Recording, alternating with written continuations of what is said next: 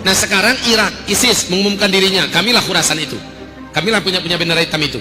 Sementara sebelumnya Afghanistan sampai sekarang masih eksis, dan Afghanistan yang sanggup menumpas beruang merah Uni Soviet sampai tumbang. Rasul mengatakan ciri khas pertempuran mereka, mereka tidak pernah bisa dikalahkan dan tidak terkalahkan. Yang saya tahu sampai sekarang, yang tidak terkalahkan itu sampai sekarang adalah Taliban. Lawan mereka sekuat beruang merah, penguasa dunia belahan timur tumbang oleh Afghanistan, oleh Taliban. Amerika Serikat membuat kuburan besar di Afghanistan. Sampai sekarang Amerika Serikat sulit untuk bisa memperbaiki penyakit-penyakit besar yang mereka dapatkan akibat perang di Afghanistan. Bukankah generasi terbaik di akhir zaman adanya di Syam, kata Nabi? Adanya di Syam. Iman di akhir zaman adanya di Syam. Mujahidin termulia dan terhebat di akhir zaman adanya di Syam. Apakah yang ada di Syam sekarang? Yang juga benderanya hitam. Sekali lagi saya katakan, tidak ada satupun di antara mereka-mereka yang boleh kita pastikan sekarang ini. Tapi yang jelas sudah bermunculan. Sudah bermunculan. Dan ciri-ciri itu lebih banyak dekatnya kepada Afghanistan, kepada Taliban yang ada. ISIS mengumumkan diri bahwa merekalah yang dimaksud dalam hadis itu. ISIS yang diumumkan di Irak pada bulan September tahun 2014 dengan ciri khas benderanya hitam, padahal bendera yang sama sudah lama diusung oleh mujahidin di seluruh dunia, khususnya Taliban Afghanistan dan juga Al-Qaeda, bahkan Kaukasus di Chechen, Shishan juga demikian. Para mujahidin yang akab yang ada di Yaman juga mengusung bendera-bendera hitam begitu. Lalu ISIS mengklaim dialah bendera hitam itu. Klaim seperti ini tentu saja hak masing-masing kelompok, silahkan mengklaim. Tetapi apakah benar dia atau tidak, lihat dulu faktanya.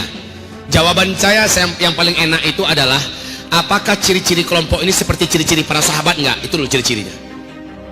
Lihat ibadah mereka, lihat akhlak mereka, lihat bagaimana karakter mereka bersama mereka, dan bagaimana rahmatan lil alamin ke dunianya.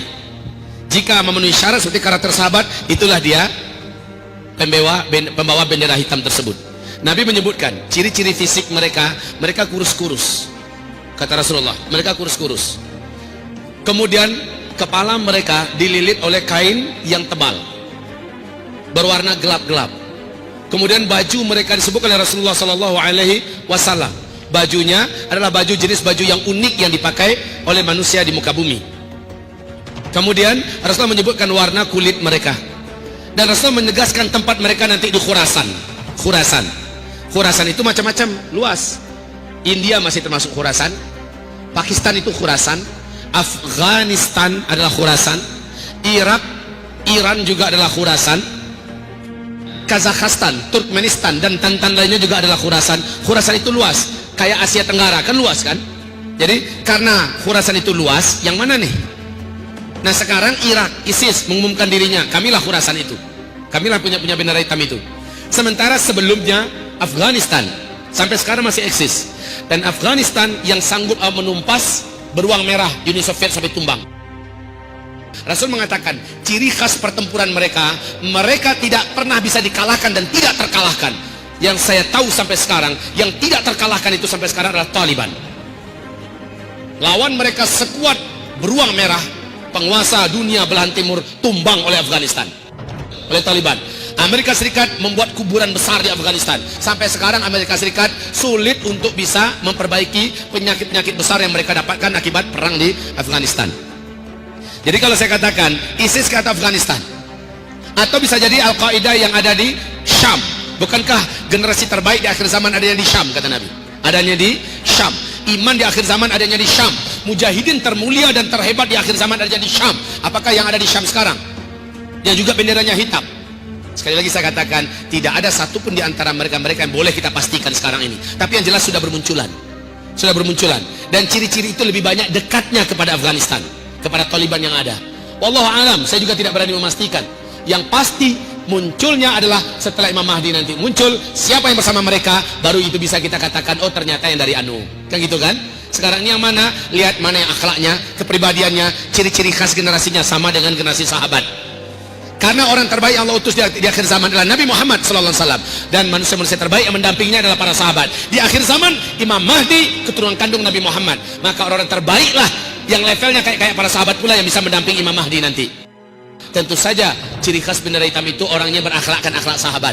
Dan dalam hal ini ISIS memang memiliki akhlak yang sangat keras dengan kelompok manapun di muka bumi dari Ahlus Sunnah wal Jamaah yang tidak setuju dengan mereka.